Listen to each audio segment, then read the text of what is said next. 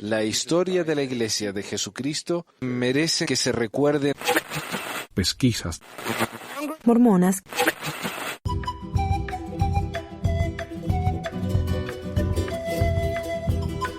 Hola a todos, bienvenidos a otra edición de Pesquisas Mormonas. Hoy es el 1 de marzo del 2020. Ya estamos en marzo, gente. ¿Cómo se pasa el tiempo? Y este es el episodio 241. Y hoy quiero anunciar un par de cosas. Primero que nada, quiero agradecer a Ricardo Enrique y a Araceli por suscribirse al programa en Patreon. También a José, Sergio y Ricardo, porque no me acuerdo si ya les habría agradecido, ¿no? Así que, pero de nuevo, si alguien me hizo alguna donación y yo no los mencioné, por favor avísenme, manuel@pesquisasmormonas, todo con s.com. Por favor, yo quiero agregarlos a todos, aquí incluir sus nombres y asegurarme de que todos son agradecidos de la manera correspondiente. También quiero anunciarles que mi libro se llama Por sus frutos los conoceréis, un compendio de hate mail mormón. Está publicado ya, si van a mi página de Facebook. Y también lo voy a poner en el blog, ahí en pesquisasmormonas. No, es pesmor.org. También está en delahistoria.com. Le va a decir que tienen que pagar, pero en realidad es $0. Que así me lo hace hacer ese sitio, que es un sitio de comercio.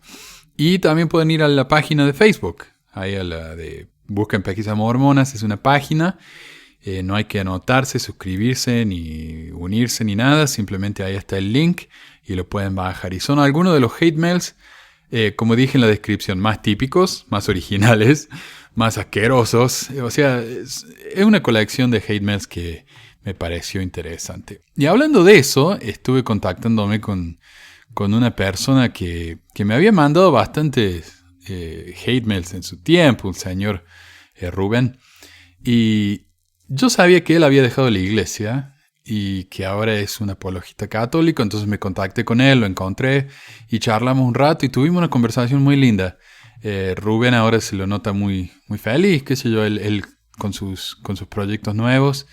Y eso es algo que me parece a mí tan notable, ¿no? Como digo en el libro. El libro también incluye varios ensayos, no solamente mensajes de odio y cosas así, sino que cosas que me hicieron reflexionar y escribí un par de ensayos.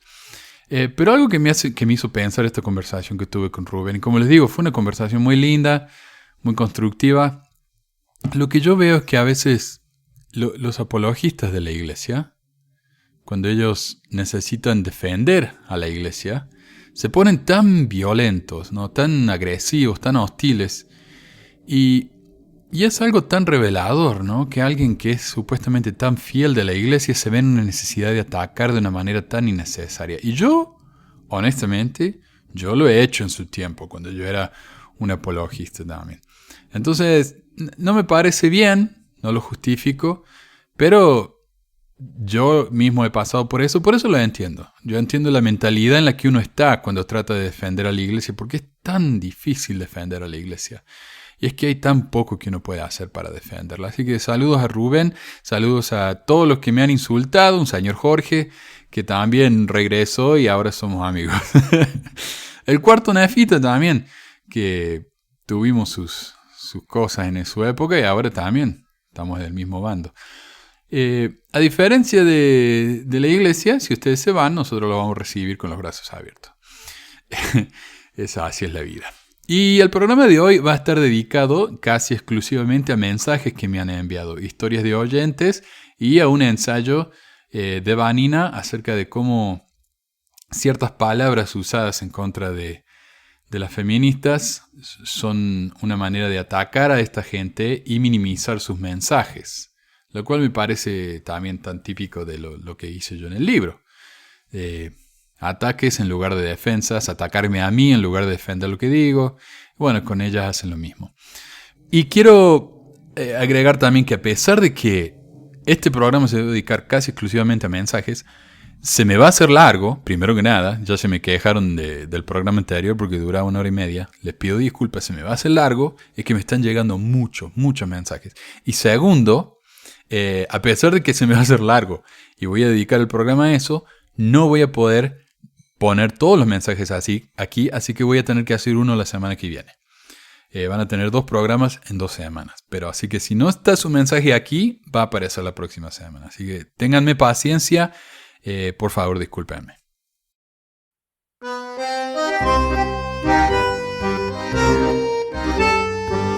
Pero empecemos con un par de noticias que me parecen muy dignas de mencionar.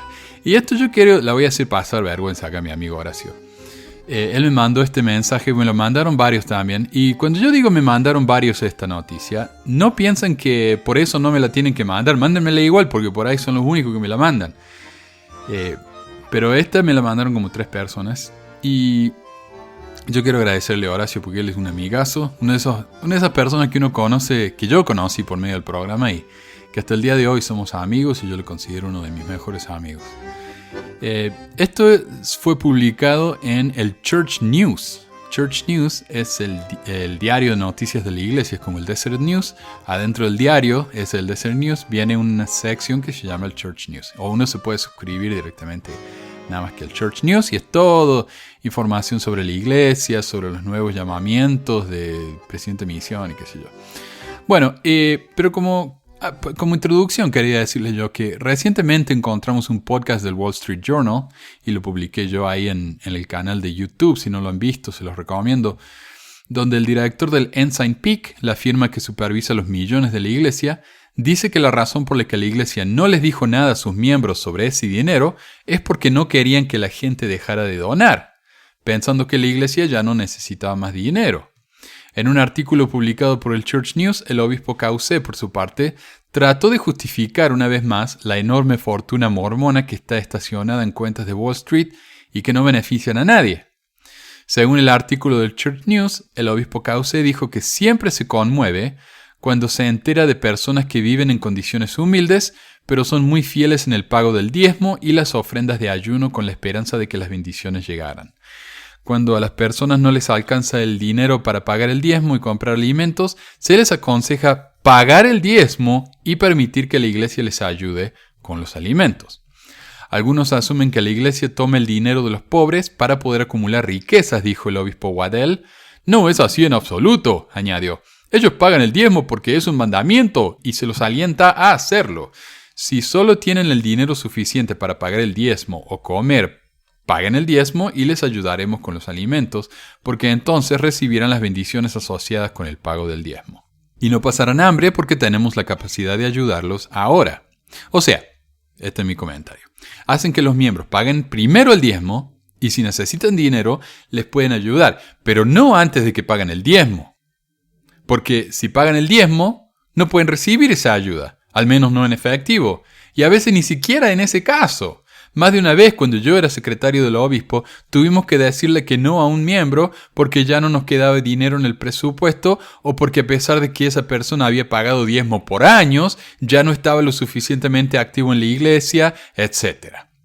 No le va a sonar extraño a ningún miembro que haya tenido contacto con el programa de bienestar de la iglesia que se nos dice que primero debemos recurrir a nuestras familias y recién entonces podemos acudir a los miembros o a la iglesia con nuestros pedidos. Los amigos de España nos dijeron que allá la iglesia les dice que vayan a pedirle al Cáritas, que es la iglesia católica, y recién entonces vengan a la iglesia.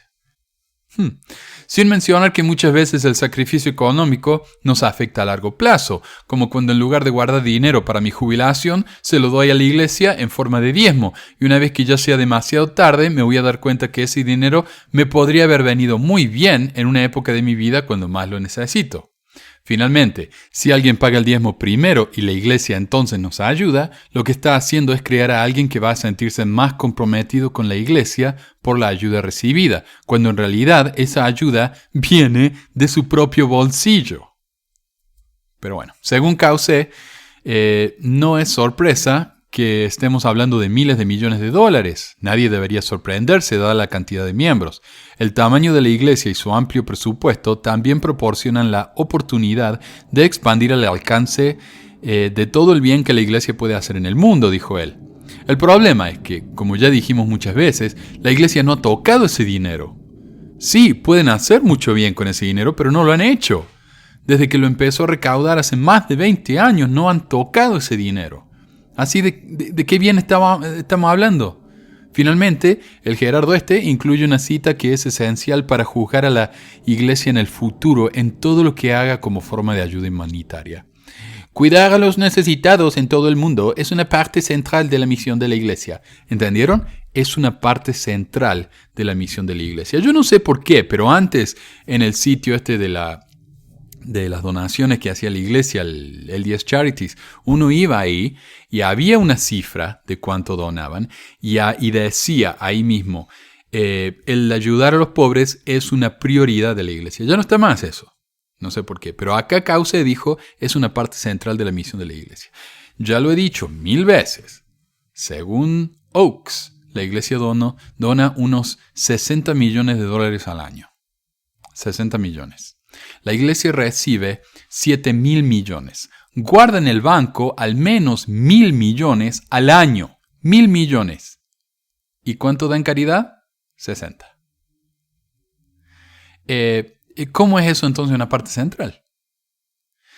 Él dice, no es un apéndice de nuestra misión, sino que está interrelacionada con todo lo que hace la Iglesia, además de responder a los desastres de todo el mundo. Sí, allá en la epidemia está en China, con el coronavirus, ¿qué dicen? El coronavirus, que mandaron como 600 máscaras. ¿Saben cuánta gente hay en China? Los fondos humanitarios de la Iglesia. Oh, y otra cosa. Hace poco me compartieron, o lo vi ahí en WhatsApp, en el grupo de WhatsApp, que decían que la Iglesia había donado 60 sillas de ruedas a una organización que dona sillas de ruedas. Esa organización ha donado hasta la fecha 11.000 sillas de ruedas. ¿Cuántas de esos 11.000 dio la Iglesia? 60. ¡Wow! ¡Qué gran cosa! 60. Bueno. Con $1.000 millones al año que guardan en el banco, ellos donan 60 sillas de ruedas. Bueno, y lo ponen en las noticias, por supuesto. Si uno va al Church News o al Sala de Prensa Mormona, ahí está, primera plana, la Iglesia donó 60 sillas de ruedas. Y los fondos humanitarios de la Iglesia se han usado para proporcionar programas de alimentación, cuidado oftalmológico, atención maternal y neonatal, agua potable y saneamiento, inmunización, sillas de ruedas y ayuda para refugio. Por supuesto, todo eso que donan es bien documentado, como ya dije, en su sitio de noticias, en el Church News, en los diarios locales, en los productos mismos. ¿Por qué usan la camisita de manos que ayuda cuando van a ayudar? Para que cuando los medios de prensa vienen y saquen fotos, ahí está la Iglesia promocionada, publicitada. Y además la silla de rueda tiene un logo enorme de la Iglesia atrás. Toda la silla atrás es el logo del nombre de la Iglesia. Entonces, esas ayudas que dan también son una propaganda constante para la Iglesia. Porque la gente va a ver a un chico andando en una silla de rueda con el logo de la Iglesia y va a decir, oh, los mormones, mira qué buenos que son. ¿Qué será eso? Vamos a aprender. Claro. Según Cauce, la Iglesia no puede simplemente enviar dinero en efectivo y cheques a las personas. Debe hacerse de forma organizada y con un seguimiento, con capacitaciones, muchas experiencias y buenos socios. De otra forma, simplemente no se obtienen buenos resultados. Ok. ¿Por qué no escribirles un cheque? Como lo hacen tantos otro grupo caritativo como la Cáritas que dije. Por supuesto, una organización mayormente burocrática no puede hacer eso, pero una organización mayormente humanitaria, sí. Todo lo que tienen que hacer es guardar el talón del cheque, entrarlo en su formulario de cuenta y listo. Finalmente, en el comentario más revelador del artículo entero, Cauce agrega, cada vez que la Iglesia tiende una mano, el objetivo es bendecir tanto al que da como al que recibe. Como al que da. Estas donaciones benefician al que da. Ok. ¿Realmente se le puede agregar algo más a todo esto, aparte de lo que ellos mismos han dicho?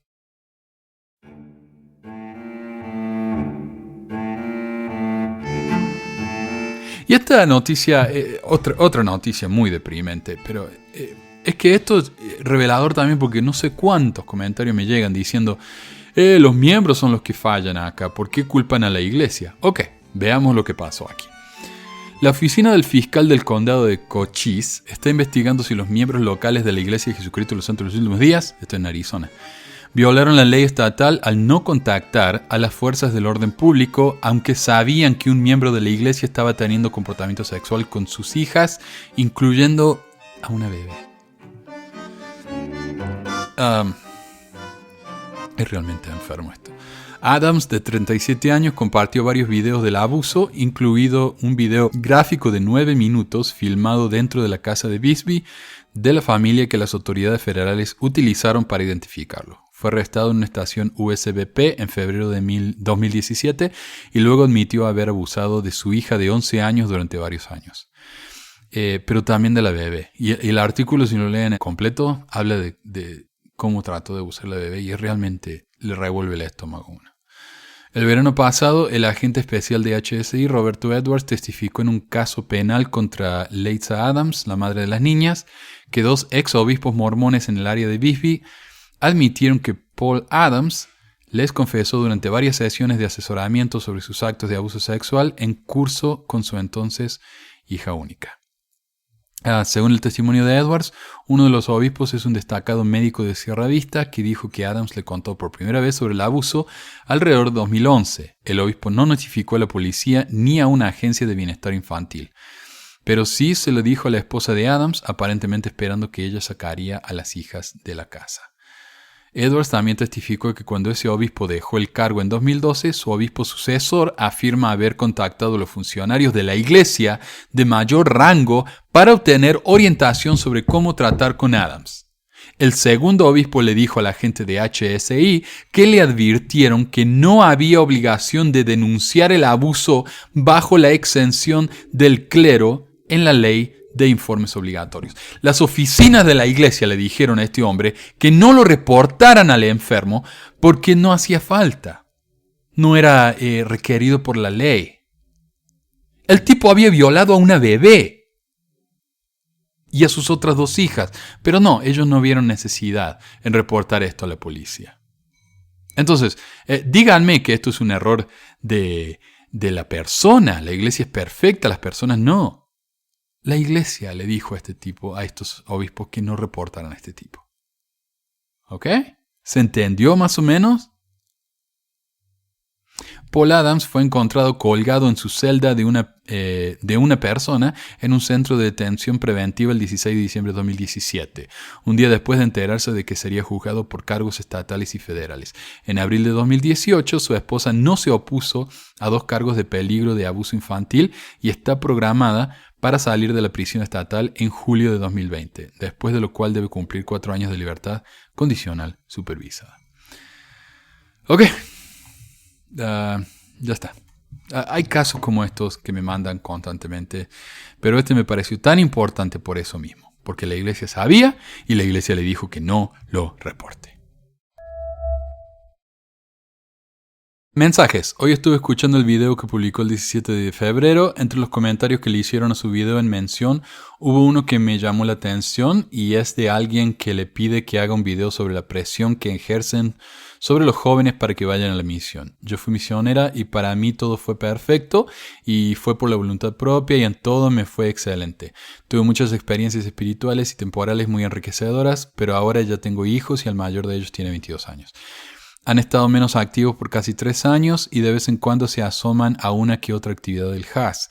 El año pasado le dijeron a mi hijo mayor que lo invitaban a una reunión en Cali con la presidencia de misión y creo que un 70. Los gastos eran todos pagos y que de una vez le hacían los exámenes y llenaban los papeles a los que deseaban ir a la misión, a lo cual mi hijo respondió que él no deseaba ser misionero. Entonces lo convencieron después de muchos días de insistir era solo una conferencia para los del HAS y que los que no deseaban ir a la misión pues no había problema. Cuando ya estuvieron allí, habían jóvenes de todo el área de la misión Medellín, muchos menos activos, con pintas no muy mormonas, y otros que sí estaban preparados para irse a una misión. Lo que sucedió fue que muchos de estos jóvenes viajaron desde muy lejos y no llevaban dinero extra, dependiendo del presupuesto de la iglesia. Pues allá no le dieron comida hasta que no llenaron todos los papeles para la misión. Y no los dejaban salir si no firmaban la solicitud para ir a la misión. A los muchachos que tenían pelo largo los motilaron contra su voluntad, dizque para que quedaran bien en la foto, y en el discurso que les dio el 70 les metieron un terror psicológico, les dijeron que ellos sabían todo lo que ellos hacían, cómo eran sus vidas, etc. Una manipulación tremenda. Yo me ofendí mucho porque lo que les hicieron fue una encerrona para hacerlos ir a la misión, fueran activos o no. hijo se salvó de que lo enviaron los papeles porque salió con un problema de salud. Si alguien sabe esto de la actividad de Haas en ¿dónde fue? ¿En Cali o en Medellín? En Cali. Déjenos saber qué hay sobre todo esto, ¿no? Y esta persona también me dijo que a veces no le gustaban mis programas porque yo exageraba mucho. Cuando le pregunté cómo, me habló de que yo hablaba de que en mi misión yo era tan pobre y que la pasaba tan mal. Me dice, eso es muy exagerado. Bueno, yo sé que muchas personas la pasan de 10 en la misión, lo pasan hermoso, depende de dónde van. Yo estuve en el sur de Chile, la pasé, pero a cuadrito, como decimos, la vi mal. Mi primera pensión era invierno. Vivíamos en una pensión donde las ventanas no se cerraban del todo. Teníamos una ventana justo al lado de la cucheta. Las camas eran una colchoneta como de, 10 centímetros. Estábamos llenos de pulgas. Y yo era alérgico a las pulgas de la misión. Así que tal vez yo la pasé un poco peor que el resto por eso mismo. El agua, no había agua caliente en la pensión. Nos teníamos que bañar con agua fría, helada, que venía de las nieves de las montañas.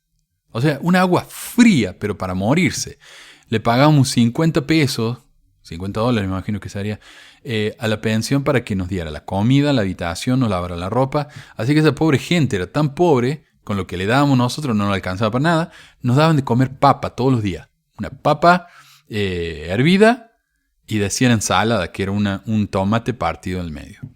Ese era el almuerzo mío por unos 3 meses mientras estuve en Temuco. Después cuando nos fuimos a otro lado la pasamos un poco mejor, pero yo la sufrí mucho. Yo estuve en una pensión muy bonita, eso sí, pero nos daban desayuno, que era por lo general no me acuerdo cómo se llama, era un tipo de avena, no sé, un polvo que le echan la agua y una mezcla así, bueno, eso. Comíamos eso y nos daban almuerzo, desayuno y almuerzo y nada más. Y un día fuimos a la casa, a la pensión, a la tarde, teníamos que ir a buscar unos libros y vimos que los otros pensionistas estaban comiendo. Y el hijito de la señora dueña de la casa, que había tenido unos 4 o 5 años, dice, mamá, ¿por qué los elders no comen? Y la mamá nos miró con una vergüenza y dice, no, es que los elders no comen a la noche. Y el hijo de esta mujer se estaba por ir a la misión. Yo dije, ojalá que su hijo no la pase como usted nos la está pasando a nosotros. Pero también es culpa de la iglesia. $50 le pagamos. Y esas eran las pensiones que encontramos, porque la pensión más barata era 4 o 5 veces más el precio ese. Pero en las que nosotros podíamos pagar eso era una miseria. Realmente yo la pasé terrible en la mayoría de mis pensiones. Había algunos miembros con dinero que del fondo de su corazón lo hacían, que nos permitían vivir gratis. Era una casa muy linda, pero esas eran las excepciones. Pero bueno, yo exagero. Alguien me mandó un pantallazo de un post en un grupo de ex misioneros de Perú y alguien publicó un artículo sobre cómo un grupo de ciudadanos llevaron una cruz para que el Papa la viera en su visita al país. Y las burlas al catolicismo y al Papa me resultaron bastante sorprendentes en un grupo de gente tan espiritual. Este es el grupo Misión Perú Piura. Y yo quise meterme ahí para ver el artículo por mí mismo, pero nunca me aceptaron. Un tal Braulio publicó, ¡qué bendición! Así burlándose, ¿no? Dice, Cruz de Motuno partió hacia Trujillo para encuentro con el Papa. Primer comentario de Kusrls. Ja, ja, ja, ja, ja, ja. Eric dijo, ojalá no regrese. Oscar puso, qué emoción, iré con mi rosario y mi agua bendita. Brian puso, aleluya. Mariano puso, no la entiendo bien esto, falta que asista el cautivito para que se una al encuentro. Otro puso, ¿qué tal ídolo? Y alguien le comentó, ¿qué ídolo? No critiques las creencias de los demás. Rey puso, qué fea vaina. Oscar otra vez puso, yo compré mi pollito para ir al Papa. Y puso una foto del Papa con un círculo esos rojos con una línea al medio que dice, yo no te espero. Y Jimmy puso, le avisaré a mi amigo que vive en Trujillo, justo necesita leña para su barbacoa. Wow. Y Mónica le respondió, ¡qué buena! Carita feliz. Increíble, increíble. Estos son los santos. Me llegó un mensaje de un amigo de Ecuador hablando acerca cuando mencionamos acerca del Fondo Perpetuo para la Educación y ese tipo de cosas, y de ayudas que ofrece la iglesia, y nos comentó esto. Otra cosa que me gustaría aportar fue cuando yo apliqué para el Fondo Perpetuo para la Educación, que inicialmente sí, todos pensábamos que era un programa en el que nos se iba a donar un dinero para que nosotros pudiésemos estudiar. Y todo lo pintaron tan bonito que a la final todos aceptamos que fue un préstamo que se nos hacía con la condición de retribuirlo de alguna manera, en especial económicamente. Así sean $5, pero teníamos que devolver $5 cada mes. A mí me dieron alrededor de $6,000, creo que fue, $6,000 para estudiar por 3 años, una carrera tecnológica, porque tampoco era, en ese entonces cuando se abrió, eran solo carreras técnicas o tecnológicas, y no, la iglesia no pagaba para más de 2 o 3 años. Ya después, con el tiempo y las exigencias que se empezaron a presentar, se abrieron para carreras de 4 años, y algunas hasta de 5. Pero la iglesia no cubre todo el dinero, cubre con el 70% nada más. El otro 30% nosotros tenemos que cubrirlo. Aparte de que tenemos que devolver y pagar ese dinero. Pero lo que sí te recalcan y te enfatizan es que debes ser prácticamente un miembro extremadamente fiel, que uno nunca debe olvidarse de pagar sus diezmos, de pagar sus ofrendas. O sea, uno en ese caso, con esos términos, uno a la final termina pagándoles doble, porque si uno antes de solicitar ese crédito ya era un miembro fiel, o tenía que ser un miembro fiel, por lo menos por un periodo determinado, y cumplir con todas las normas, en especial pagar un diezmo, porque si no, no te daban, porque todo es bajo entrevistas con presidentes tacas, con obispos. Entonces, si pasas ese filtro, entonces sí, calificas para poder aplicar. Aparte que en ese entonces también tenías que ser misionero retornado. Si no eras misionero retornado, qué pena. Entonces, al cumplir todos esos requisitos, te daban la oportunidad de poder acceder a ese crédito. Y yo digo que pagábamos doble, porque aparte de que ya estábamos pagando desde antes, o estábamos contribuyendo con nuestros diezmos y ofrendas, una vez que ya terminaras tu carrera tenías que volverlo a hacer, y ya, entre comillas, en ese periodo de tiempo tú tenías que ir pagando de a poco, si tenías la posibilidad. Si no, una vez que terminases la carrera, podrías devolver el dinero en cómodas cuotas. Sin embargo, yo me puse a hacer un análisis y a revisar. Yo creo que en diezmos, he quintuplicado la cantidad bueno, no exageremos, quintuplicado, digamos que hemos triplicado la cantidad que ellos me dieron por el préstamo. Y ya, ¿qué te digo? Tengo más de 10 años que terminé esa carrera. Entonces, son 10 años de diezmos. Es harto dinero que les he devuelto. Yo creo que por eso ya dejaron de escribirme, porque me pasaban 3 meses y ya te enviaban un correo a hacerte acuerdo, y después ya tenías que aplicar un programa de renovación, no es renovación, tiene un término que se me olvidó, se me escapó ahora, pero para que puedas tú de alguna manera ir pagando y devolviendo ese dinero. Yo creo que ellos ya se cansaron de que me escribían, y cada vez yo les decía, no, yo sigo estudiando. Entonces, como son miembros voluntarios que cada tiempo están cambiando, entonces como que se van olvidando y ya no te dejan de molestar. Entonces, sí, se convierte en una camisa de fuerza en la que te obliga a seguir pagando diezmos por X cantidad de años. O sea, te obligan a ser esclavos de ellos, prácticamente, gracias al beneficio, entre comillas, que te dan por estudiar. Ahora, recordemos, como ya dije anteriormente, que ese dinero inicial que usan para dar los préstamos a los chicos viene de donaciones. O sea, este no es dinero que la iglesia está invirtiendo, es dinero que los miembros están invirtiendo y que le están donando. Pero bueno, Alejandro después nos dejó otro mensaje hablando más acerca de las ayudas, como la iglesia decía que ellos proporcionan sus capillas para ayudar y dan de su dinero a los pobres y a los afectados y qué sé yo. Y esto es lo que dice Alejandro. Yo recuerdo que en el 2016 nosotros aquí en Ecuador tuvimos una gran afectación por el terremoto que hubo de 6.8, que afectó a las costas del Ecuador, en especial la ciudad de Manta, en la que yo vivo, y la de Pedernales. Aquí, bueno, la iglesia, entre comillas, se organizó y empezaron a velar por aquellas personas que estaban más afectadas. Bueno, después de todo el trauma que se vivió de las muertes y de los miembros, algunos de ellos fallecidos,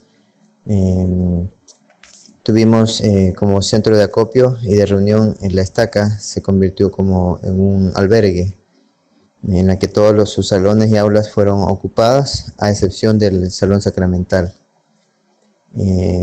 para que puedan miembros de la iglesia, únicamente miembros, residir. Por ahí hubieron, creo que dos personas que no eran, dos familias que no eran de la iglesia y que vivían en los alrededores de la iglesia, pero de ahí nadie más. Recuerdo que llegaban las ayudas humanitarias que eran de miembros de la iglesia de otras ciudades de aquí del Ecuador, que venían en camiones, y lo que más me pareció incómodo fue saber que los líderes 70 y todo eso no aparecieron hasta una semana después, a través de los líderes de Estaca y de todos los que se habían organizado aquí. Creo que fue más tiempo, 2 semanas después, aparecieron a ver cómo estábamos, a dar una vuelta, hicieron obviamente la publicidad que va a estar el elder, van a estar los 70, por favor, que vengan, que asistan, etc. Y fue así, vinieron a hacer la visita. Fue una reunión en la que lo único que dijo es, espero que se recuperen pronto y que Dios los va a bendecir. Y eso fue todo. De ahí empezó a dar un abrazo y la mano a todos, y puro lloriqueo. Y no se hizo nada más. No nos dijo, la iglesia va a hacer esto, nosotros les vamos a ayudar. Nada, absolutamente nada. Lo que sí hicieron es miembros locales que eran profesionales en ciertas áreas. Ellos organizaron un proyecto para ver la forma en la que ellos podían ayudar. Pero eso era por parte de los miembros locales de aquí, de las estacas, que se pusieron de acuerdo entre los presidentes de estacas y sumos consejos para de alguna manera organizarse y ayudar y proveer. Y este proyecto lo presentaron a los 70 para que nos puedan aprobar un aporte monetario para hacer las mejoras en las casas o en los lugares de las personas más afectadas. Todo eso alegró, como te podrás imaginar, a toda la gente. Estaba emocionada de saber que de alguna manera, bueno, Dios estaba bendiciéndolos y ayudándolos, entre comillas, para que ellos pudiesen recuperar su casita, su lugar de vivienda, lo poco que ellos tenían, porque en realidad hay mucha gente pobre. Tú sabes que dentro de la iglesia no hay gente que tenga tanto dinero. Se le ofreció ayudar, pero resulta que apenas escuchó la iglesia, o los líderes escucharon que Ecuador iba a recibir donaciones de millones de dólares por parte de X o Y país. A través de estas donaciones se iban a hacer las mejoras o los arreglos o la reconstrucción de todos los lugares destruidos a causa del terremoto. Entonces apenas escucharon esto, automáticamente mandaron a decir por medio de los líderes, no hay nada, no se puede hacer nada. Una vez que ya toda la gente se había emocionado, estaba más que contenta, y habían pasado como 2 días, dijeron que no se iba a hacer, que teníamos que esperar a que el gobierno resolviera, y ahí sí, si necesitaban algo, entonces ahí sí la iglesia iba a ayudar. Lo que a mí me pareció tan egoísta, porque por lo menos hubieran de alguna manera ido a hacer algún tipo de ayuda, pero no lo hicieron. Tuve la experiencia de conocer a unos miembros de la iglesia de Estados Unidos que ellos sirvieron sus misiones aquí en Ecuador, y ellos, a través de los negocios y de sus empresas que ellos han formado en su vida, ellos reunieron el capital necesario para viajar desde los Estados Unidos hasta acá al Ecuador, y a través de las donaciones que ellos recibieron, pues ayudaron a reconstruir y hacer casitas pequeñas de madera para los miembros que se quedaron sin casa prácticamente. Pero eso fue por parte de ellos.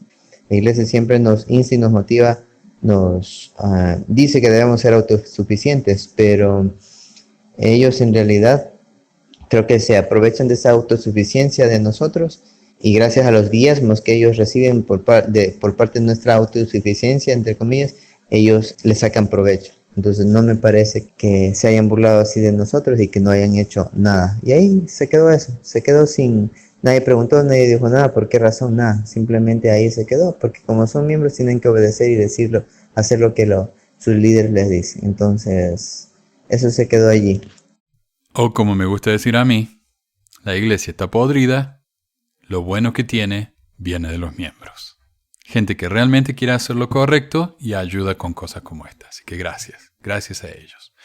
Tengo un mensaje de un oyente que me pareció un mensaje bastante conmovedor. Tengo dos, uno que da un testimonio acerca de su padre y otro que cuenta su opinión acerca de ciertas actitudes de la iglesia. Mi padre ayudó a los 100.000 millones. Trabajó 11 años para la iglesia de manera gratis, haciendo lo que llamaban el control de propiedades. Era visitar cada uno de los lugares y observar el estado, hacer seguimiento a los conserjes. Y él pagaba su alimentación y su transporte. Aún así siempre estuvo orgulloso de haber trabajado para el Señor. No sabía que era para el Señor Tío San o Wall Street. Una de las razones por la cual he tomado la decisión de expresarles el por qué yo ya dejé de asistir a la iglesia es porque en mi mente se han formulado muchas preguntas y las cuales cuando las llevo pues a hacer comentarios con algunos miembros de la iglesia que están pues, en puestos de liderazgo, no dan una respuesta a la cual sea una respuesta lógica, humanizada. Les voy a poner un ejemplo. Yo soy de El Salvador. En la década de los años 80, del 80 al 92, ocurrió una guerra civil y la cual estaba siendo financiada por el gobierno de los Estados Unidos. Daban $2 millones al gobierno de El Salvador para poder comprar armas y poder hacer una represión en mi país. Pues para no hacer larga la historia, murieron más de 75,000 personas. ¿Por qué les cuento esto? Porque yo tuve personalmente en mi vida la experiencia de que a mi mamá el ejército de El Salvador le pegó un tiro en la cabeza estando con 7 meses de embarazo, y mi padre ya no pudo estar con nosotros porque estaban buscándolo para matarlo, por el simple hecho de que él pertenecía a los catequistas de la Iglesia Católica en el lugar donde yo nací. Él tuvo que dejarnos en un orfanato y poder meterse a la guerrilla para proteger su vida. Con el tiempo nos dijeron que él pues cayó en combate y nunca más supimos de él, ni hasta el día de hoy no sabemos dónde quedaron sus restos. La situación es que yo hago preguntas como esta. Siendo la iglesia una organización tan poderosa, ¿por qué no dicen nada a los culpables, que es el gobierno de los Estados Unidos? ¿Por qué no dicen nada si estuviera Jesucristo, según lo que uno aprende acerca de él, que él siempre fue un ser justo? Y es una de las preguntas que yo me hago en mi cabeza. ¿Por qué los líderes, por qué los apóstoles, el profeta, se quedan callados con estas injusticias? No tanto esto que sucede en el país, sino que en muchas partes del mundo. Este oyente me pidió aclarar que Estados Unidos le daba entre 1 y 2 millones de dólares diarios, ¿no?, durante la época de Reagan, para apoyar esta guerra. Y la verdad que yo de la guerra esta no sé mucho.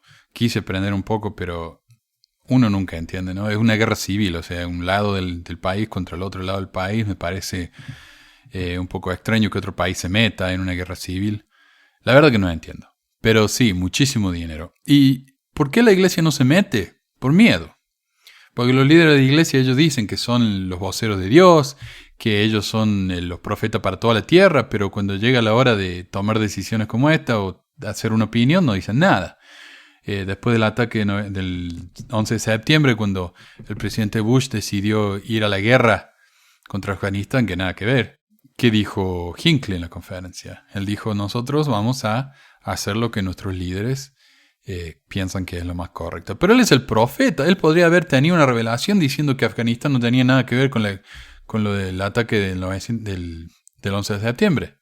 ¿No? Me parece a mí. Pero no. Él dijo que había que escuchar a los líderes políticos porque ellos sabían más. Entonces, ¿qué tipo de inspiración de revelación es esa? Además que yo digo, él podría haber dado su opinión, porque muchos otros líderes religiosos lo hicieron, pero él no se quiso meter. A pesar de que cuando se trata de los derechos para las mujeres, los derechos para los negros, los derechos para los homosexuales, ellos sí tienen muchas cosas que opinar, a pesar de que es un problema político. Ahí sí se meten, ¿verdad? Pero en lo que respecta a la guerra, no pasa nada. Yo creo que puede llegar a tener que ver con el hecho de que muchos mormones de Utah son ultraconservadores y esa gente por lo general favorece las guerras, la defensa así rabiosa de los países y de sus patriotismos y todo eso, ¿no? ¿Quién sabe? Pero la verdad que podrían haber hecho algo, podrían haber interferido. La iglesia estaba en El Salvador en esa época, pero no lo hicieron. Así que es un tema para aprender más, me parece a mí, pero yo lo veo así. La iglesia no se quiere meter porque tiene miedo. Pero nos llegó otra pregunta, más o menos doctrinal, digamos, que me pareció también muy interesante. Manuel, me llama mucho la atención, pues yo platico mucho con un concuño mío, que él es miembro súper activo de la iglesia mormona, está metido en ese rollo de la Family Search. Entonces él pasa dando capacitaciones, tiene 30 años en el mormonismo, y hubo una vez pues que yo había descubierto ese dato. Una vez le pregunté a Miguel Ángel, ¿usted sabe sobre los 12 discípulos que dejó Jesucristo aquí en las Américas? Le digo, no, me dice, o sea, sí, dice, pero dígame un nombre, le digo. Y yo creo que no me pudo decir ni un nombre de los 12. Y le digo, pero ¿por qué será, Miguel Ángel, que sí sabe los de la Biblia y no sabe el libro Mormón? Le digo, ¿cuántas veces ha leído el libro Mormón? Y ya una vez me dijo que lo ha leído como 3 o 4 veces. Y nunca se percató, le digo, de esos discípulos. Y si tú lees todo lo que es Tercera de Nefi, ahí vas a ver de que esos 12 discípulos fueron sumamente, ¿cómo te puedo decir? Guiados por Jesucristo, pues les dio poder, les dio, ¿verdad? Casi yo siento que hasta un poquito más de lo que le dio a los 12 de allá de la Biblia, del viejo continente. Entonces, él una vez me mandó una imagen de un nuevo templo que abrieron en Roma, ¿va? Entonces sale la foto de los apóstoles de la iglesia mormona y atrás sale las estatuas de los 12 discípulos de la Biblia, ¿va? Del viejo continente.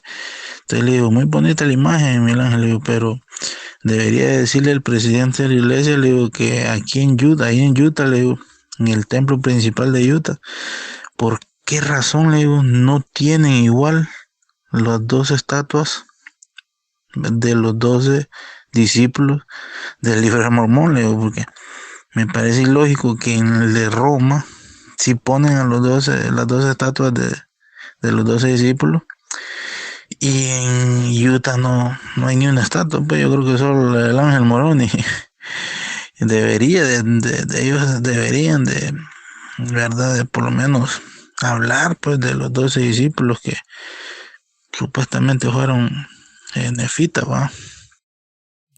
Esta pregunta me gustó porque cuando yo estaba en mi misión, empezamos a hablar con uno ahí en el colectivo, en la micro, que le decían, en el autobús, y él nos empezó a discutir de que Jesús llamó 12 discípulos, 12 apóstoles. Tenía los 12 apóstoles allá en el viejo mundo, entonces ¿para qué le hacían falta 12 más?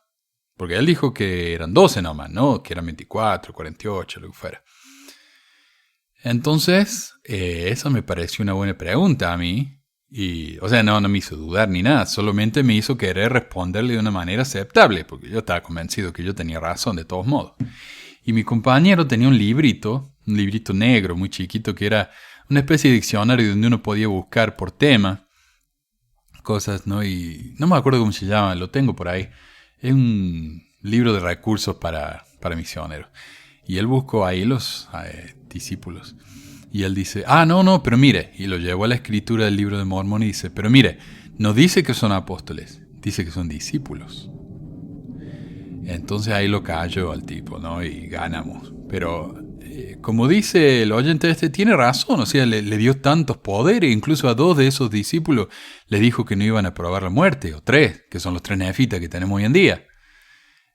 Tenemos nombres de mormones completamente irrelevantes que no importan para nada, pero no tenemos los nombres de los 12 discípulos, a los que les dio poder para regir su iglesia acá en el Nuevo Mundo. Así que me pareció un buen punto. A mí me pareció un punto excelente. Pero bueno, eso es todo lo que tengo para ustedes por hoy como mensajes. Les digo, la semana que viene vamos a incluir el resto. Tengo muchísimos más. Quiero concluir con el ensayo de Vanina. Pero antes de eso, yo quería agregar algo, porque alguien me comentó. Vanina dice en los últimos 2 programas que por lo general un hombre mata a una mujer porque es mujer, pero una mujer no mata a un hombre porque es hombre.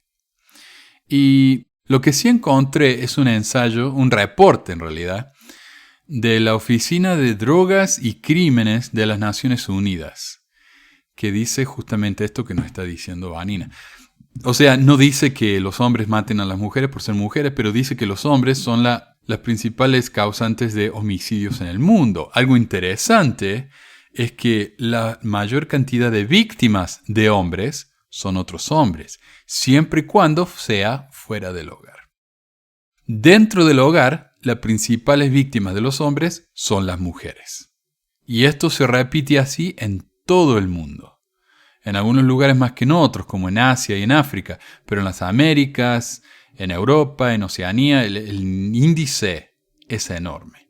Los asesinos de hombres y mujeres son hombres. Dentro del hogar, las víctimas son las mujeres, fuera del hogar las víctimas principales son otros hombres. Así que me parece que lo que dice ella no contradice nada de lo que he encontrado yo en los reportes, y me parece que el artículo de hoy es muy interesante porque ella responde a estos hombres que la critican a ella por ser una feminazi y usan nombres, ¿no? Las pañuelito verde y cosas así.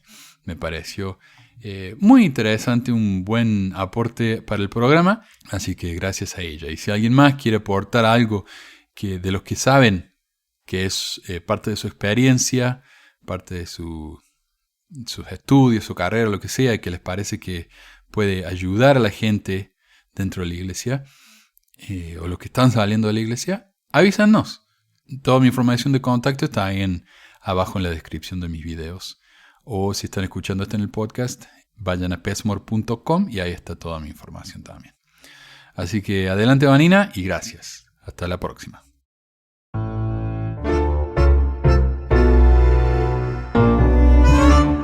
Bueno, hola amigos, ¿cómo están? Tengo que decir que soy nueva en esto de grabar audios por internet y tenía como una sensación de que no sabía a qué me iba a enfrentar con aquellos que piensan distinto. Y bueno, quiero agradecerles a todos aquellos que apoyan la causa con palabras de cariño y comprensión, y también al poder leer los mensajitos de odio me doy cuenta que es más de lo mismo en esta lucha. Es de esperarse que el machismo se queje porque hay gente que está tratando de eliminarlo. He aprendido que todos tienen derecho a su opinión, que a veces según las circunstancias la verdad de una persona puede ser distinta que la de otra, pero lo cierto es que cuando hay insultos existe la violencia, y cuando hay violencia debe ser señalada y desenmascarada. Solamente así se puede comenzar a frenar una rueda que comenzó a girar hace mucho tiempo. Así que bueno, amiguitos acusadores, gracias por sus mensajitos de odio. La verdad que son pepitas de oro muy valiosas porque así podemos disipar dudas y aclarar algunos conceptos. Respondiendo al señor que me acusa de feminazi, cuando a mí me hablan de feminazi o me acusan de ser así, me imagino una mujer vestida de uniforme que raptó hombres, que los llevó a campos de concentración, les quitó la identidad, los marcó, los rapó, los hizo dormir hacinados, padecer hambre y todo tipo de flagelos para finalmente meterlos en cámaras de gas y asesinarlos. A ver, nada más lejos. Tengo 2 hijos hermosos, varones. Cuando cada uno de ellos nació y los pusieron en mis brazos, me enamoré al instante. Hago todo por ellos. Tengo padres, tengo hermanos y los amo. Tuve abuelos geniales, uno que era alto, nadador, habilidoso en el arte, y el otro era peticito, increíblemente alegre y positivo. Ambos fueron siempre conmigo, muy cariñosos y presentes. Tengo amigos varones, primos, compañeros, colegas, vecinos, profesionales, hombres geniales como mi pareja que han estado o están en mi vida y la han enriquecido de distintas maneras. Casi no voy a hablar de ellos en este programa porque la idea es concientizar, prevenir y extender una mano de ayuda para quien la necesite, porque los pocos que ejercen violencia están esparcidos por todo el planeta y van haciendo de las suyas. Entonces, para aclarar, la palabra feminazi fue inventada por un periodista en los años 70 que quiso demostrar el carácter asesino de aquellas mujeres que estaban a favor del aborto. Con el término feminazi, a mí este señor me pinta de extrema radical y pañuelo verde. Tu acusación peyorativa me convierte en una salvaje. A ese falso concepto te lo barro de un plumazo. Intentas desvalorizar mi lucha y ser irrespetuoso ante mi historia con los años difíciles que pasé porque no veía salida. Y vos la escuchás sin un céntimo de empatía ni compasión.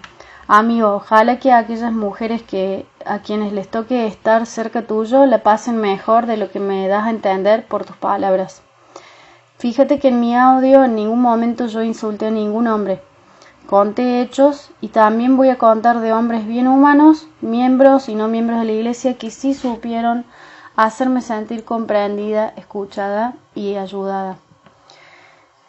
Tu acusación es injusta, es peyorativa, infundada, prejuiciosa y en detrimento del debate crítico desde el momento en que me insultas. Además, el insulto feminazi es poco serio, porque históricamente el nazismo también llevó a grupos feministas a los campos de concentración para matarlos. Así que si yo me convierto en una feminazi o en una nazi, lo sabrán porque saldré en las noticias de estar en prisión. ¿Soy pañuelo verde? No, para nada, soy pro vida y entiendo que las leyes ya contemplan los casos de aborto en ciertas situaciones específicas como violación o peligro de vida. Y también hay un problema en que a veces no se aplica la ley correctamente, pero bueno, ese no es un tema que voy a desarrollar. ¿Soy feminista? Sí soy feminista. Hay muchos tipos de feministas, pero el feminismo bien entendido es la lucha por la igualdad de derechos. Cualquier otra cosa extrema sale de los límites de lo que para mí y para muchas personas son aceptables.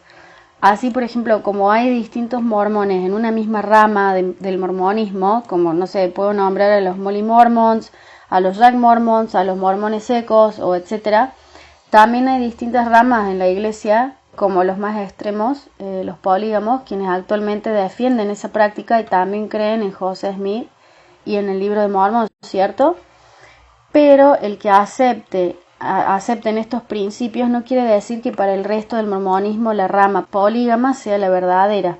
Y así cada mormoncito con su librito vamos juzgando a los demás y a nosotros mismos porque es imposible no hacerlo, ¿cierto? Bueno, entonces aclaremos un poquito qué es el feminismo. En el primer audio planteamos la definición de violencia de género y por qué se denomina así a la violencia en contra de la mujer. Estoy de acuerdo, como ya lo he dicho antes, que también hay mujeres violentas y eso también está mal, pero cierto es que una mujer no mata a un hombre por ser hombre, pero sí suele suceder al revés y muy seguido. Vamos a ver la definición de feminismo. Es un conjunto heterogéneo de movimientos políticos, culturales, económicos y sociales que tienen como objetivo la búsqueda de la igualdad de los derechos entre hombres y mujeres y eliminar la dominación y violencia de los varones sobre las mujeres. La influencia del feminismo ha logrado cambios en la historia de la humanidad, como el derecho a la educación, el voto de la mujer, el derecho al trabajo, a decidir sobre su propio cuerpo, a tener igualdad ante la ley, etc.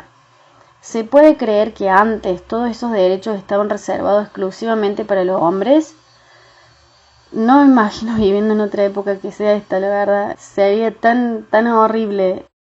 ¿Se puede creer que hoy en día hay países y religiones en que las mujeres son consideradas inferiores a los hombres?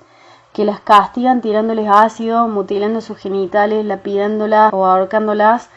¿Se puede creer que a ellas no se les permita aprender a leer, estudiar, decidir sobre sus vidas? Y muchas deben andar tapadas hasta los ojos, caminar algunos pasos del hombre y que estén destinadas al uso del hombre como productoras de hijos o para satisfacción sexual del marido. Esta desigualdad perjudica a las mujeres y el mundo entero, me parece a mí. Claro que en la iglesia se ve, en muchísimas religiones, y no digo todas, el hombre está un peldaño más cerca de Dios. Se nos soba la espalda como quien amansa un animal salvaje, nos alaban y nos adulan diciéndonos tal o cual cosa, que somos copartícipes en tal cosa, pero eso no es más que anestesiarnos para poder seguir haciendo lo que han estado haciendo siempre. Claro que hay hombres buenos, eso yo lo sé, hay hombres buenos en todos lados, claro que también hay hombres buenos que están mal guiados y en el deseo de servir relegan a la mujer. Admiro a aquellos hombres que pueden verlo y que pueden tomar la decisión de darle a la mujer el lugar que le corresponde, por el solo hecho de ser humana. Pero, estando en la iglesia, no es mucho lo que se puede hacer en contra de la desigualdad y no morir en el intento, porque están en una religión. Entonces, básicamente, el problema es la religión, que está fundada en un sistema patriarcal, y es un sistema que persiste hace siglos, y por el cual no estaría bueno que se pongan en contra y a luchar, o sea, no, y los que lo han hecho, bueno, son corridos y excomulgados o se tienen que ir, porque no se puede cambiar un sistema de siglos. Me pregunto si habrá alguna religión o secta fundada por mujeres en donde todo sea a favor de la mujer y tengan al hombre bajo sus zapatos. Qué raro que se vería eso, ¿verdad? Yo como mujer miembro de la iglesia, por muchos años puedo decir que siempre vi como algo normal aceptar que el hombre es el que dirige, preside y manda. Es el único que da las bendiciones y bueno, toda la serie de ordenanzas y uno puede ser bendecido a través de. Por años lo acepté porque las conductas se naturalizan por más que sean incorrectas. Pero bueno, yo de a poco me fui dando cuenta de esta desigualdad en distintos momentos. Y esto es como un club, la verdad. ¿Te gusta y te adaptas a las condiciones? Genial, te quedas. Y si no, te tenés que ir, porque no vas a estar ahí en un club donde sufrís, donde el sistema es en contra de tus ideales o de tu forma de pensar y tu vida. Cualquiera que quiera cambiar las condiciones tiene que ir. Un oyente dijo que la iglesia sí respeta a las mujeres. Bueno, en apariencia sí, y como dije antes, como todo lo que dicen y nos adulan, pero puedo decir que no lo hace. Desde las instrucciones de los manuales llenos de revelación, entre comillas, pasando por aquellos hombres que con un injusto dominio dejan tanto que desear en el trato a las mujeres. ¿Cómo olvidar ese día domingo cuando, como varios otros, yo estaba totalmente aturdida y dolida después de la separación y le pedí al obispo que tenía, una bendición y consuelo? Y él mencionó durante la bendición que yo tenía que cambiar, que tenía un corazón duro y que no estaba haciendo la voluntad de Dios y por eso estaba sufriendo. La verdad dijo varias cosas que me hicieron re mal. Salí de esa bendición, o de ese momento, que ni siquiera le puedo decir bendición, en donde él buscaba la forma de torcer mi voluntad. Fue re incómodo, salí mal de ahí. Me sentí tan mal que, bueno, prometí por supuesto que nunca más le iba a pedir una bendición a él, porque necio, que no supo escuchar, que no supo entender una situación de violencia de género, Y en el idioma de la violencia, amigos, les voy a contar que eso, que esa experiencia que les estoy contando, se llama revictimizar a la víctima. Es violencia institucional y en este caso es religiosa. Y sí se ejerce cuando hay gente inepta ocupando cargos de poder y que no han recibido capacitación alguna en cuanto a cómo manejar distintas situaciones que se dan entre las personas. ¿Sabías que hay protocolos que deben seguirse ante casos de violencia de género? La mayoría de los líderes de la Iglesia no están capacitados para detectar y comprender estas situaciones y mucho menos saber qué hacer. Yo es porque lo viví en carne propia y me interesó del tema aprender, me interesó buscar bibliografía y entender qué pasaba. Y bueno, nadie nace sabiendo, es importante aprender, es bueno ser enseñable. A ver, que alguien sea amable, que no le meta un tacle a las hermanas cuando van caminando, que no les diga cosas obscenas o que les dé el asiento del himnario y que sea buena onda, no quiere decir que no haya otros que le estén haciendo ver el mundo en figuritas a la esposa, a la novia, a la madre, a la hija o a la miembro de la iglesia que sea, etcétera. Si hay mujeres violentas, sí, ya sabemos que hay. Pero son las menos, solo es cuestión de saber las estadísticas y cuántas mujeres por día mueren en cada país en manos de un hombre y cuántos hombres mueren en manos de una mujer en las mismas circunstancias en cada país.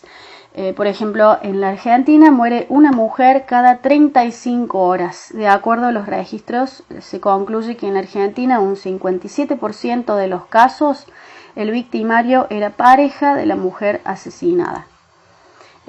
Pareja actual o expareja. Bueno, entonces, dándole un cierre al tema del feminismo. Acá yo le pasé a Manuel para que comparta en los comentarios un video de YouTube sobre qué es el feminismo, su evolución, un poco de historia, para que nos quitemos de una vez la idea falsa de que ser feminista es algo malo. Para nada, no es algo malo. Yo también lo aprendí. Algunas personas lo transforman en algo malo, como digo, para los mormones activos y los que estamos en esta rama o estábamos en esta rama que seguimos al profeta Nelson, la nuestra es la verdadera y la que está correcta. Las otras ramas del mormonismo son las incorrectas y no son verdaderas. Pero para ellos son los verdaderos. Entonces, cualquier cosa que haga un mormón polígamo nos hace quedar mal a nosotros también, obviamente, porque dicen ellos que ellos son mormones.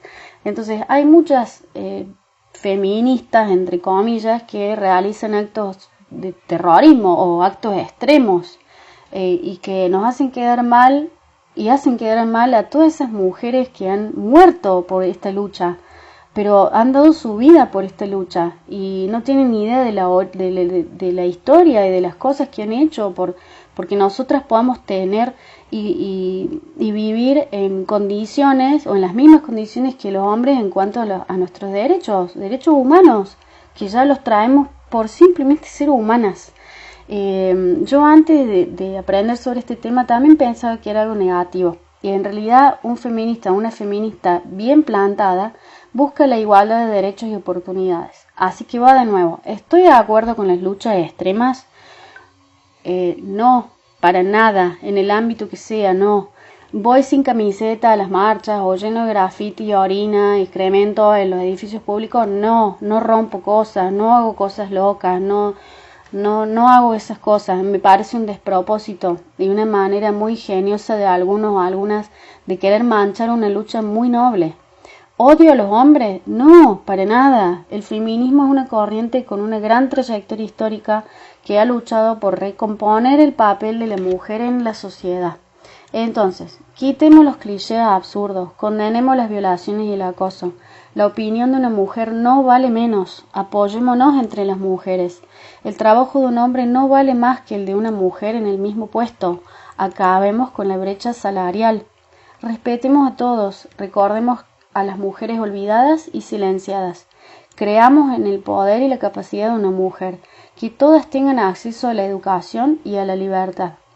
Entonces, hay estrategias dentro del discurso antifeminista que utilizan falsos principios para atacar el feminismo. Eso es obvio, en cualquier lucha va a haber gente que denigre a esa lucha haciendo quedar mal y viéndole de una manera muy, muy perspicaz cómo dañar esa lucha. Entonces estos grupos extremistas hacen eso, es para dañar la noble lucha del feminismo que busca la igualdad de derechos y no busca estar por sobre el hombre. Entonces yo pregunto, a ver, ¿el feminismo es un machismo al revés? No, no lo es. ¿Han escuchado de movimientos feministas instigando a que se oprima a los hombres? Yo no he escuchado nunca, y si los hay, no están en lo correcto. Las feministas en general, ¿qué piden? ¿Qué han escuchado que pidan? A ver, el feminismo es una respuesta política a la situación de opresión que viven las mujeres en el sistema actual. El discurso antifeminista también utiliza falsos sentidos comunes y la ignorancia general sobre esta lucha para fomentar ideas que desvirtúan sus objetivos reales. Lo cierto es que, sea como sea, gracias a las feministas, yo y casi todas las mujeres en el mundo hoy podemos votar, aprender a leer, escribir y también podemos firmar documentos que tengan la misma validez que si estuvieran firmados por un hombre. Porque les cuento, chicas, que esto antes no lo podíamos hacer. Y si no hubiera sido por esas mujeres, con esa lucha, estaríamos igual que antes. Me gustaría que ustedes también escuchen y juzguen por las cosas que yo les cuento, cuánta justicia me han hecho a mí los hombres de una organización en la cual yo confiaba plenamente. ¿Y por qué lo digo esto? Porque yo he visto que algunos pueden estar diciendo de que bueno, yo estoy quejándome y diciendo cosas que no son, pero sí le he pasado mal y he tenido injusticias dentro de la iglesia. Una de las oyentes dijo acertadamente que ella no confía sus asuntos privados a las autoridades de la iglesia. Y la verdad es que destaco esa forma distinta de pensar a la mía. Yo fui criada con la idea de que un obispo es quien tiene la autoridad para saber todo y decir qué viene como revelación. Fui criada tomando el consejo del obispo como la primera opción ante algún problema familiar. Ay, gente, no hagan eso. Lo aprendí yo de una manera difícil. Cualquier situación necesita que se resuelva dentro de la privacidad de la familia y si es que se puede solucionar así, con el criterio propio, con la madurez necesaria, y si no se puede, bueno, hay que ponerlo en manos de profesionales como psicólogos, psiquiatras, médicos, abogados, etcétera. Hay que buscar a los profesionales que estudiaron para eso. Los casos graves de violencia entran en el ámbito de la integridad y los derechos humanos y eso se arregla a través de la ley de cada país. Puede ser que justo te tocó un obispo que es terapeuta, que es abogado o que tenga un gran sentido común y sepa qué hacer, pero en general eso no pasa. Yo aplaudo a aquellos buenos hombres que han sabido proteger a esas mujeres que les pidieron ayuda y actuaron de inmediato protegiéndolas. Me alegro por ellas y sus hijos. Yo no conozco a ninguna con ese tipo de historia. Entonces, le asignemos la primera tarea a los oyentes curiosos y aquí va. ¿Cuáles son las estadísticas mundiales en que se ve reflejada la violencia?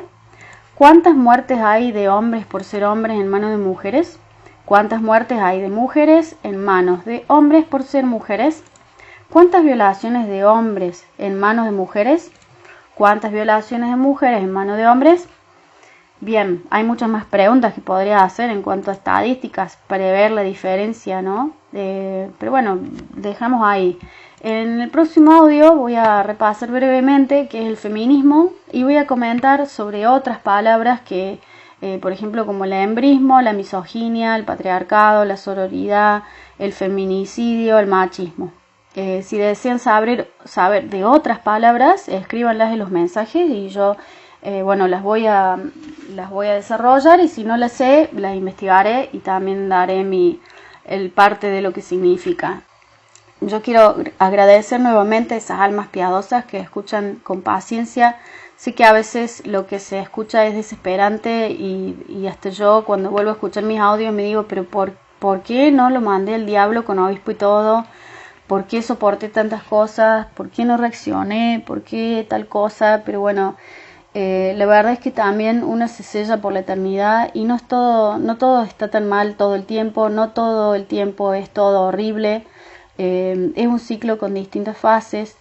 Yo lo que destaco acá en estos audios son obviamente las partes malas, pero sí puedo decir que había momentos que, como es un ciclo, ¿no es cierto?, donde el ciclo de la violencia, en donde hay periodos de una pseudo paz, una luna de miel, como así le llaman dentro de este ciclo, por eso se crea un trastorno, ¿no? Es como que no hay una salida. Es como lo que le pasa a cualquier grupo de personas también que ya ha sido esclavizada y oprimida. Hay todo un sistema en ciclos que se repiten. Bueno, gracias también a los contras que protestan por ver a otros protestar. Está bueno eso. Si esas personas que se quejan hubieran vivido en la época que las mujeres se las acusaba de brujas, seguramente estarían mandando a las autoridades que me busquen y que me lleven a la hoguera.